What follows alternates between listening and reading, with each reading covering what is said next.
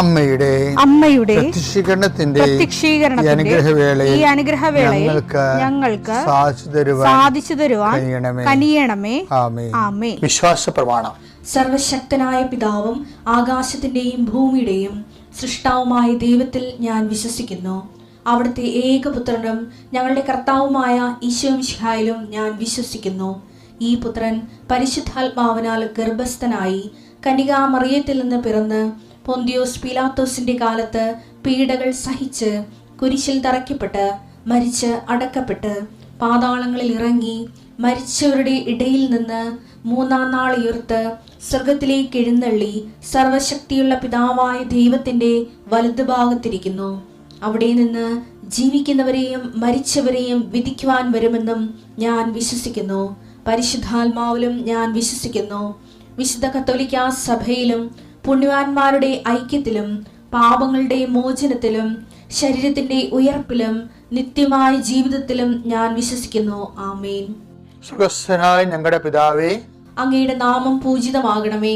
അങ്ങയുടെ രാജ്യം വരണമേ. അങ്ങയുടെ തിരുമനസ് സ്വർഗത്തിലെ പോലെ ഭൂമിയിലും ആകണമേ. അന്നു വേണ്ടുന്ന ആഹാരം ഇന്ന് ഞങ്ങൾക്ക് തരണമേ. ഞങ്ങളോട് തെറ്റ് ചെയ്യുന്നവരോട് ഞങ്ങൾ ക്ഷമിക്കുന്നത് പോലെ ഞങ്ങളുടെ തെറ്റുകൾ ഞങ്ങളോടും ക്ഷമിക്കണമേ. ഞങ്ങളെ പ്രലോഭനത്തിൽ ഉൾപ്പെടുത്തരുതേ, തിന്മയിൽ ഞങ്ങൾ രക്ഷിക്കണമേ. ആമേൻ. നന്മ നിറഞ്ഞ മറിയമേ, സ്വസ്തി. കർത്താവ് അങ്ങയുടെ കൂടെ സ്ത്രീകളിൽ അങ്ങ് അനുഗ്രഹിക്കപ്പെട്ടവളാകുന്നു. അങ്ങയുടെ ഉദരത്തിൻ ഫലമായി ഈശോ അനുഗ്രഹിക്കപ്പെട്ടവനാകുന്നു.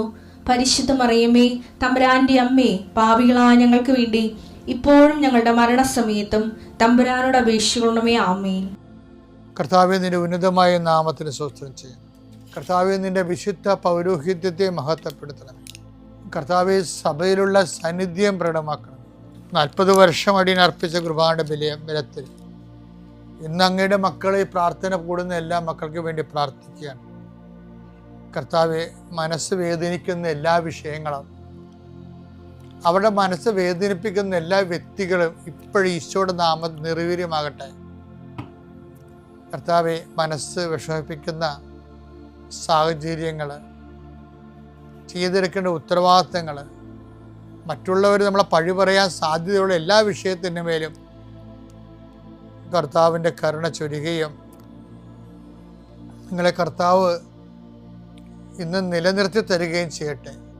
നിങ്ങൾ പോകുന്ന വഴികൾ, കണ്ടുമുട്ടുന്ന വ്യക്തികൾ, ചെയ്യുന്ന കാര്യങ്ങൾ, യാത്ര ചെയ്യുന്ന വാഹനങ്ങൾ, ഒപ്പിടുന്ന പേപ്പറുകൾ, കൈമാറുന്ന രേഖകൾ, കഴിക്കുന്ന മരുന്ന് എല്ലാം മാതാവിൻ്റെ മധ്യസ്ഥതയിലെ യേശുനാമത്തിൽ അനുഗ്രഹിക്കപ്പെടുകയും നീ ദൈവത്തെ അനുഭവിക്കാൻ ഇന്ന് നിന്നെ സഹായിക്കുകയും ചെയ്യട്ടെ.